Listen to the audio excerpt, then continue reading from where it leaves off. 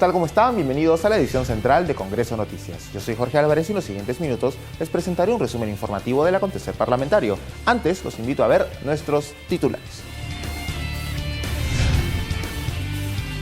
Titular del Parlamento, Luis Iberico, pidió cautela para no maltratar a los candidatos a defensor del pueblo. Se mostró a favor de realizar una nueva votación. Con la medalla de honor del Congreso fue distinguido el expresidente del Parlamento, Freddy Otárola. También se develó su retrato en la galería de expresidentes.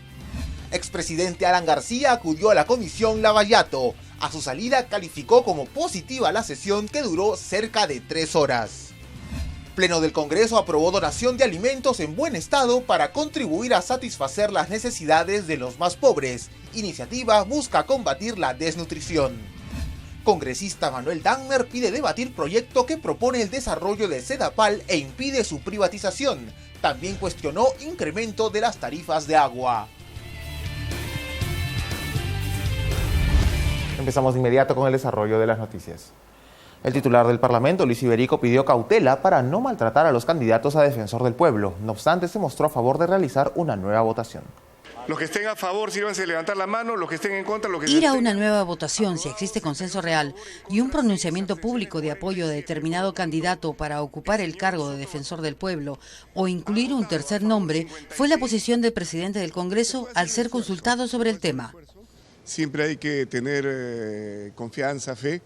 Sin embargo, esta vez las bancadas tendrían que ser muy explícitas en señalar con nombre y apellido por qué candidatura podríamos inclinarnos a fin de no maltratar a ningún otro candidato. Es lamentable que a pesar de que varias bancadas señalaban que al final iban a optar por apoyar a cualquiera de los dos, aquel que tuviera mayor consenso, al final se descubriera que no había pues ese consenso.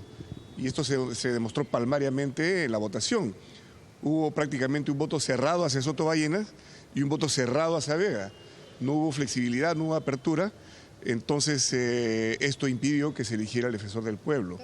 Iberico lamentó que las candidaturas de Vega Luna y de Soto Ballenas no hayan alcanzado los 87 votos requeridos conforme al reglamento del Congreso. Ha habido reconsideraciones, hay un plazo de 10 días inclusive que señala la ley, pero yo prefiero que actuemos con mayor cautela y vayamos a una nueva votación, sí y solo sí hay un consenso explícito sobre alguna figura que puede ser uno de los dos candidatos o puede ser una tercera opción. La comisión especial se reunirá el próximo miércoles 25 a partir de las 11 de la mañana.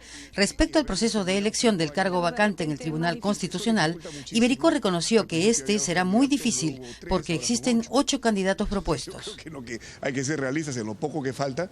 Va a ser muy difícil que todas las bancadas que hay en el Parlamento y que han planteado candidatos, hay bancadas que han planteado 2 y hasta 3 candidatos, la misma bancada, entonces va a ser muy difícil que podamos avanzar en este terreno. En relación con el nuevo Código Penal, Iberico señaló que se espera avanzar hasta la votación. De no conseguirse, de igual manera se habrá dado un paso importante para el próximo Parlamento.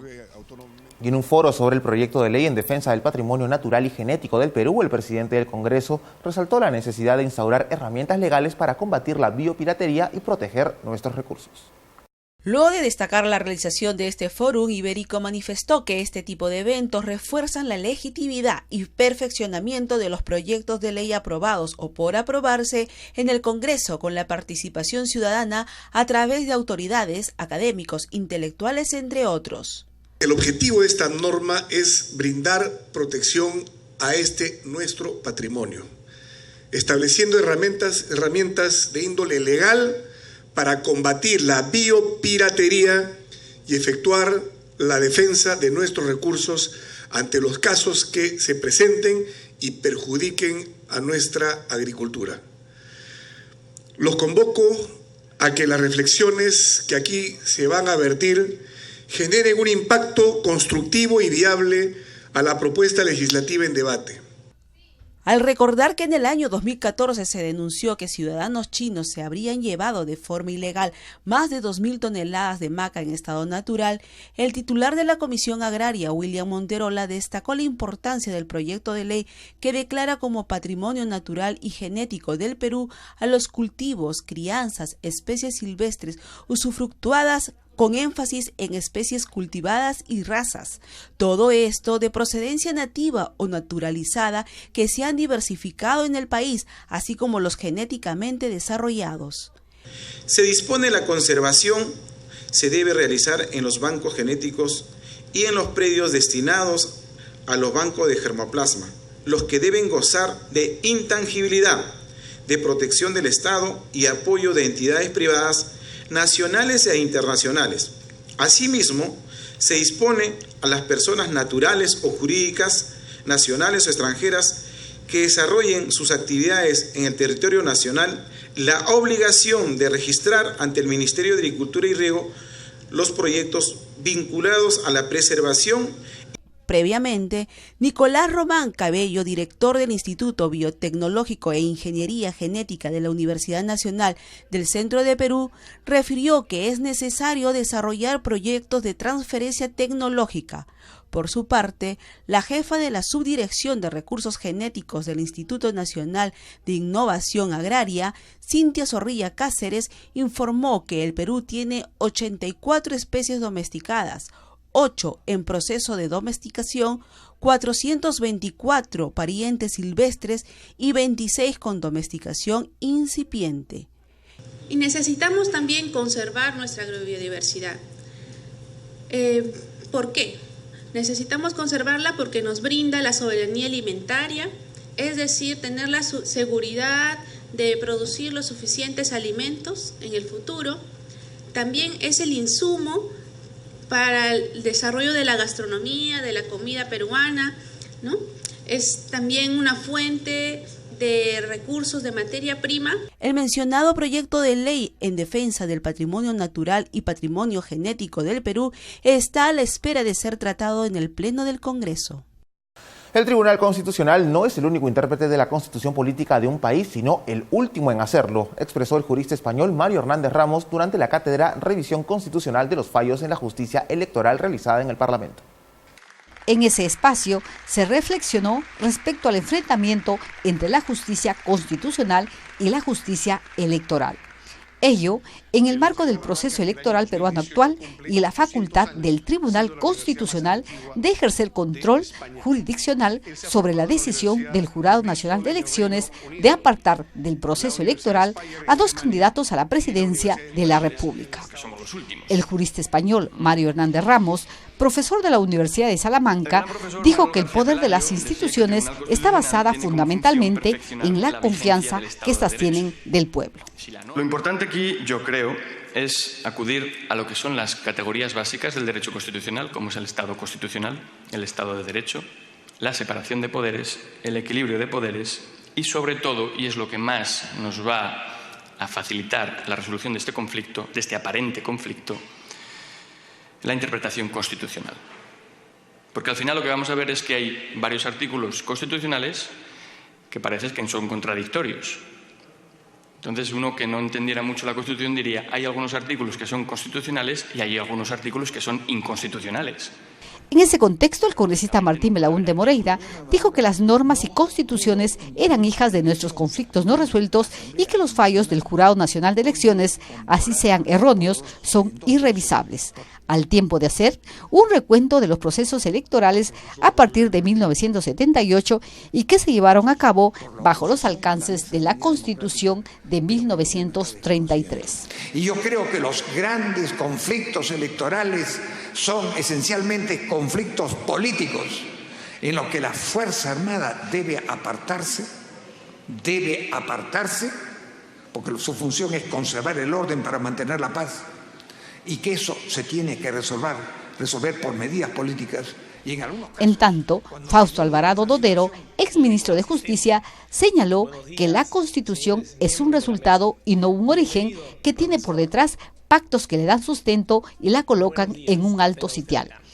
Por su parte, el decano del Colegio de Abogados de Lima, Pedro Angulo Arana, manifestó que para evitar un choque entre la justicia jurisdiccional y la justicia electoral es necesaria una reforma que considere ampliar el tiempo para el proceso electoral nacional. El tiempo dado para las elecciones a nivel municipal tiene más espacio. En cambio, para las elecciones nacionales tiene menos tiempo. Y eso probablemente es lo que ha motivado que en el Perú no surja un choque de trenes, como se ha dicho en otros lares, entre la justicia constitucional y la justicia electoral. Cosa que sí ha sucedido, este choque de trenes entre la justicia jurisdiccional y la justicia constitucional. El evento se desarrolló en el hemiciclo Raúl Porras Barrenechea y fue organizado por la Presidencia del Parlamento y por el Instituto Internacional de Gobierno. Muchísimas gracias. El expresidente del Congreso, Freddy Otárola, fue distinguido con el grado de Gran Cruz por su labor al frente del Legislativo. También se desveló su retrato en la galería de expresidentes del Parlamento. El titular del Parlamento Nacional, Luis Iberico, condecoró con el grado de Gran Cruz al expresidente del Congreso periodo legislativo 2013-2014, Freddy Otárola Peñaranda, en reconocimiento a sus servicios brindados al país. Acto seguido se procedió a la develación de su retrato, como corresponde a un expresidente legislativo. Freddy Otárola ha sido autor y promotor de leyes trascendentales, no solo para la región que ha representado, sino para todo el país, siempre bajo el imperativo que rige su vida política y personal, el respeto a los derechos de las mayorías nacionales, la igualdad y la equidad. Por eso, reitero, damas y caballeros, mi complacencia de participar en esta ceremonia. Saludo fraternalmente a Freddy y a su familia.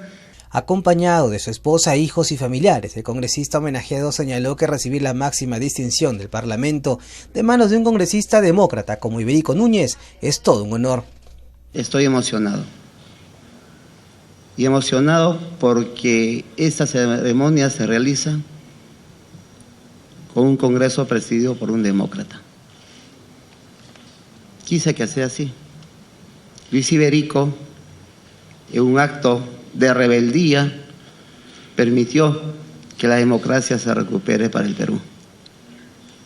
Por eso reitero, es un honor recibir la condecoración de las manos de él.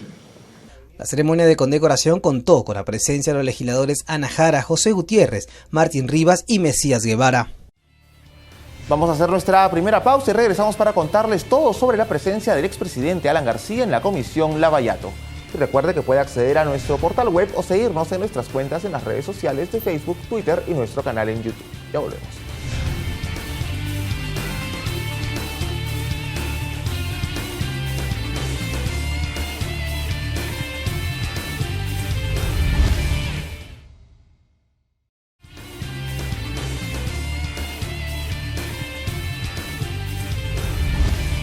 Continuamos con más aquí en la edición central de Congreso Noticias. El expresidente Alan García Pérez calificó como positiva la sesión de la Comisión Lavallato a la que asistió como invitado. El grupo de trabajo investiga presuntos pagos de coimas a empresarios brasileños a funcionarios del Estado peruano. Estoy satisfecho de que el Parlamento siga cumpliendo su labor, que se garantice el control político y la división de poderes. Así se mostró el expresidente Alan García Pérez al término de su presentación de 3 horas ante la Comisión Lavallato del Congreso, que investiga las presuntas coimas a funcionarios peruanos por parte de empresas brasileñas. Reiteró que durante su gestión no se produjo ninguna irregularidad. Pero como jefe de Estado me he limitado a responder cuáles son las atribuciones, por qué se han dado algunos proyectos de ley, por qué se han dado algunos decretos de urgencia y cómo gracias a algunos decretos de urgencia se logró salvar al país de la formidable crisis económica mundial que hizo retroceder a toda Latinoamérica en el año 2009, pero no al Perú, que continuó su crecimiento. El legislador Juan Pari, presidente del grupo de trabajo, ha dicho que la declaración del exmandatario es importante para culminar con el informe de la comisión que debe ser presentado a fines de mes. El señor García, como alto funcionario de gobierno, él tenía que estar presente. Y eso es lo importante, y que absuelva las inquietudes. Ahora, y eso quiero decir, todos los que han sido citados hasta el momento han sido y han venido como carácter de citados, invitados para que den su testimonio. Cada día aparecen nuevos elementos, cada día aparecen nuevos aspectos que hay que profundizar la investigación. Nosotros vamos a avanzar y vamos a entregar un informe con la información que existe, con la identificación de los hechos, porque la comisión investiga hechos y son los hechos que tienen que traducirse en el informe. Barichoque Cota manifestó que el expresidente respondió todas las preguntas formuladas, aunque no quiso profundizar al respecto. En otro momento lamentó que los otros integrantes de la comisión, excepto Mauricio Mulder, no hayan concurrido a la sesión.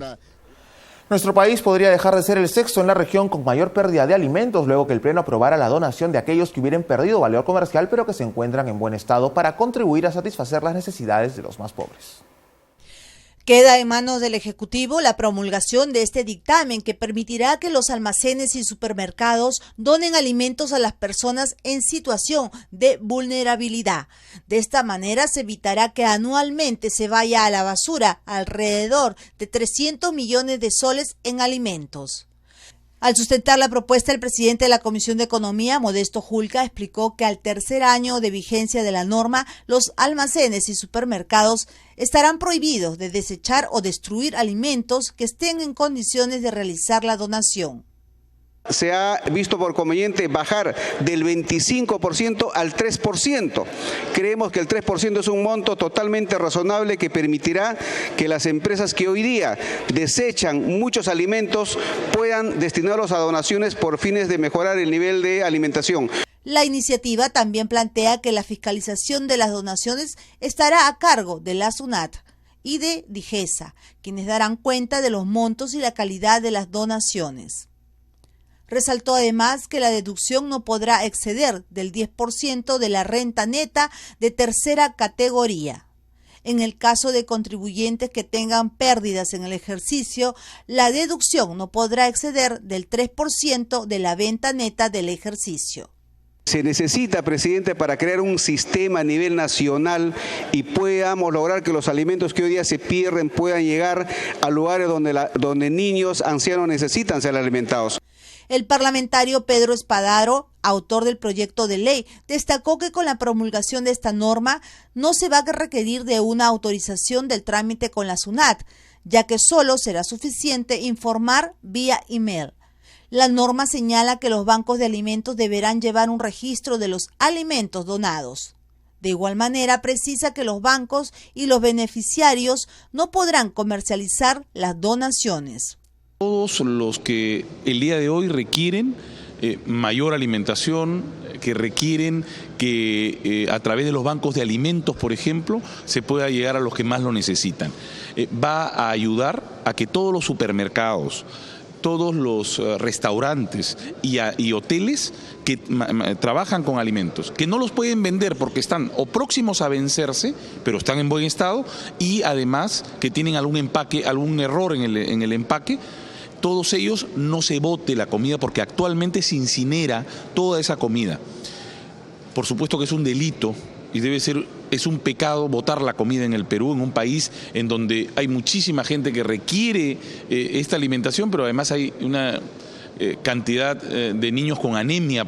Según datos del gremio Comex, la donación de alimentos en buen estado ayudará a cambiar el panorama actual en el que unos 500.000 niños sufren de desnutrición crónica y 7 millones de personas viven bajo la línea de la pobreza. El congresista Manuel Dagmer insistió en la necesidad de debatir con carácter de urgencia el proyecto de ley 5164 de su autoría que propone el desarrollo de Sedapal y que se anulen las 3 propuestas para su privatización. También cuestionó el incremento de las tarifas de agua.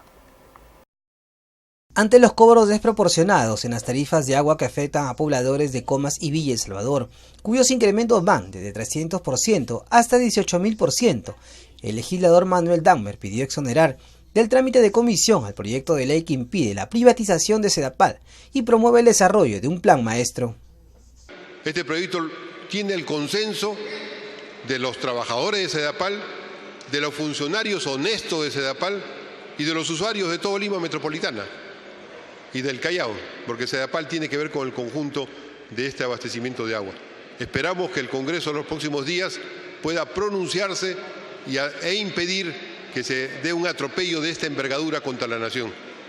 Manuel Dagmer lamentó que el incremento de las tarifas de agua reclamada por muchos usuarios de Lima sea una excusa para enfrentar a la empresa Sedapal con la ciudadanía y que éste apoye su privatización. También criticó que se detengan los proyectos de Sedapal y se alarguen los procesos. En este gobierno ha habido las posibilidades de una ampliación de todo el servicio de agua en Lima y había los estudios ya avanzados y el gobierno tenía el recurso y se han detenido, se han paralizado. Solamente se ha hecho alguna declaratoria y el que se ha avanzado principalmente es el que tiene que ver con Independencia y con todo lo que es la llegada de Huachipa a esas zonas. A su turno, la secretaria general del sindicato de Sedapal, Luisa Eizaguirre, consideró que no existe voluntad política de las autoridades para pronunciarse en contra de la privatización de la empresa. La Comisión de Constitución y Reglamento acordó dejar al voto una opinión consultiva respecto a la constitucionalidad del proyecto de ley de competitividad de comercio exterior que fomenta la transparencia y la contratación de carga aérea internacional. El presidente del Grupo Legislativo, Freddy Otárola, explicó que la Comisión de Constitución concluyó que el proyecto de ley en consulta por la Comisión de Comercio Exterior vulnera 2 artículos de la Constitución Política del Perú, en lo que corresponde a la vigencia de los convenios internacionales y la atribución constitucional para su denuncia, así como el derecho a la libre contratación en los extremos precisados por el Tribunal Constitucional. Lo que se trata de dilucidar es si hay colisión entre el proyecto de ley y el convenio de Montreal, que obviamente es parte de nuestra legislación. En concordancia con el convenio, la ley 27.261, ley de aeronáutica civil, señala que la aeronáutica civil se rige por la Constitución Política del Perú, por los instrumentos internacionales vigentes. Esto generó varias posiciones entre los parlamentarios, como José León, quien defendió la iniciativa de fondo, y de otro lado Javier Velázquez, quien manifestó que no era de utilidad pronunciarse como comisión. Dicha iniciativa de la Comisión de Comercio Exterior se sustenta en evitar que se carguen costos unilaterales e inconsultos a clientes de carga aérea para facilitar el comercio exterior. Al amparo de una interpretación de la Constitución, no se puede negar lo que está pasando en la práctica, en la realidad, con los importadores. Se hace imposible saber o aceptar, desde mi punto de vista, que esta casi imposición por el monopolio que tienen algunas transportistas aéreas o marítimas, los costos puedan ser sencillamente costos de importación y no ser en la práctica medidas pararancelarias que afectan a esta actividad y que lógicamente este sobrecosto se traslada a los usuarios. A mí me parece que carece de objeto que la Comisión se pronuncie, primero sobre un proyecto de ley cuyo texto sustitutorio lo ha modificado, y segundo es que la Comisión de Constitución, si mal no recuerdo, no puede ser un tamiz en el supuesto negado de que este proyecto no tuviera dictamen, ser un tamiz para evaluar primero si los proyectos presentados por los señores congresistas son constitucionales o no, porque yo también hay muchos congresistas que en base a su percepción ideológica pueden plantear la vuelta a la estabilidad laboral. La Constitución no lo establece, pero para eso está la Comisión, para que haga un primer tamiz. Y si hay de otro lado, en el marco de su función de control político y la delegación de funciones delegadas al Ejecutivo, la Comisión dio luz verde a varios decretos legislativos relacionados a la Ley de Organización y Funciones del Ministerio del Interior, el que crea la Oficina Nacional de Gobierno Interior, Ley de la Policía Nacional del Perú y la Ley de la Carrera y Situación del Personal de la Policía Nacional, entre otros.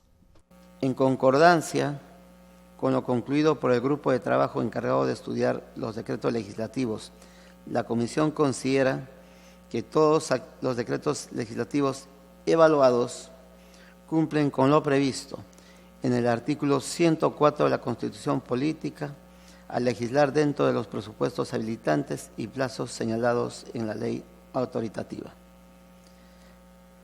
Las leyes autoritativas han cumplido con los requisitos del procedimiento legislativo señalado en los artículos 72 al 81 del Reglamento del Congreso de la República. Y tras la pausa, elaboran informes sobre constitucionalidad de los decretos de urgencia. Volvemos con lo último, aquí en la edición central de Congreso Noticias.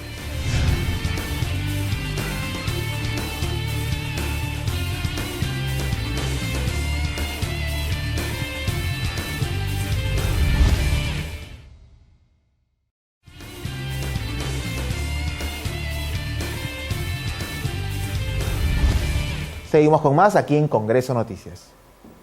El congresista Hugo Carrillo espera que el proyecto de ley que declara de interés nacional la construcción de la sede del Conservatorio Nacional de Música sea aprobado en la próxima sesión del Pleno del Congreso. El Conservatorio Nacional de Música requiere de un nuevo local debido a que sus instalaciones ubicadas en el Jirón Carabaya del Cercado de Lima ya no se dan abasto y resulta insuficiente para el desarrollo de las actividades artísticas. Además, su otro local ubicado en la avenida Emancipación fue declarado inhabitable. Por ello, el congresista Hugo Carrillo espera que el Pleno del Congreso debata y aprueba el proyecto de ley que declara de interés nacional la construcción de la sede del Conservatorio Nacional de Música. No es posible que el Conservatorio Nacional de Música esté casi deshabitado. Que en nuestro Conservatorio Nacional de Música vivan casi fantasmas, que en nuestro Conservatorio Nacional de Música, ahí donde estudió nuestro gran tenor nacional Juan Diego Flores, esté prácticamente en ruinas. Los jóvenes, nuestros estudiantes que trabajan nuestro corazón, nuestro espíritu, nuestras almas, estudian en prácticos canchones. Estamos viviendo, más bien sobreviviendo, Ceci, en dos locales antiguos, uno en el Jirón Cusco, que está casi destrozado. Y nuestros estudiantes necesitan que el Perú se ponga de pie y les diga, necesitamos que ustedes estudien en un local extraordinario, un local bueno. Por su parte, Carmen Escobedo, directora general del Conservatorio Nacional de Música, señaló que urge la construcción de una nueva sede debido a que en la actualidad aproximadamente 540 alumnos estudian en ambientes inadecuados. Hemos recorrido un periplo en varias casas y a veces hemos sido vilmente echados de estas instituciones, estas casas, porque legalmente no estaban saneadas y al final hemos tenido el apoyo, digamos, en que nos dieron el banco, ex banco hipotecario, pero está hecho para ser banco. Fue antes el banco alemán, arquitectónicamente está construido para ser un banco, no para ser un conservatorio. Nosotros poco a poco, sí, el Ministerio de Educación nos ha apoyado en habilitarlo, en mejorarlo, pero el problema acústico es terrible, ¿no? O sea, en el primer piso ensaya la orquesta, tenemos una espléndida orquesta sinfónica del conservatorio y lo escuchamos hasta el tercer piso. Y en el cuarto piso, como ha dicho el señor congresista, es un pampón, digamos, pero ahí van todos los vientos de metales. Así que si pasan por Carabaya van a escuchar trompetas, trombones y que están en la azotea, ¿no? El Conservatorio Nacional de Música es una institución centenaria que ha demostrado ser la única escuela de música de nivel universitario en el Perú con capacidad de formar, desarrollar el talento artístico de su alumnado a niveles de competitividad mundial. Y ahora veamos un adelanto de nuestro programa Agenda Parlamentaria que abordará el desarrollo de la región Moquegua. Recuerde que Agenda Parlamentaria va los martes a las 9:30 de la noche solo por Congreso Televisión. Aquí creo que tenemos que hacer una revisión profunda de lo que son las cifras y estadísticas que está el INEI. Lamentablemente Moquegua es vista como una zona minera y como es zona minera su respuesta inmediata, oiga, los ingresos per cápita son elevados, pero esto podría ser pues en el sector urbano. Pero aún en el sector urbano hay graves limitaciones, ¿no? Y vamos a la zona distrito de Ubinas, de Matalaque, de Yoque, de Yunga, por decirles, y los ingresos per cápita son mínimos. Y es más, ahí tiene una presencia efectiva en lo que es pensión 65, por decirle, ¿no? Entonces, si bien hay ingresos, pero lamentablemente entendemos que están no bien distribuidos. A mayores ingresos vía canon y regalías, mayores índices de denuncias por corrupción. Ajá, ahí está el tema. Y claro, y Moquegua no era ajeno, porque encontramos esa estadística similar en Ancas, encontramos el caso de César Álvarez, encontramos el tema en Cajamarca, y tenemos al expresidente de Privados y Libertad, ¿no? Encontramos en Arequipa. O sea, extrañamente, aquellas regiones que han recibido mayores recursos vía canon y regalías son los que ahí tiene evidencia mayores síntomas de corrupción. La tentación del dinero. Hasta aquí las informaciones en la edición central de Congreso Noticias. Siga nuestra programación en el canal 73 de Movistar y el 56 de Claro y Vez Cable, y en señal abierta entre 9 y 10 de la mañana por TV Perú. Hasta pronto.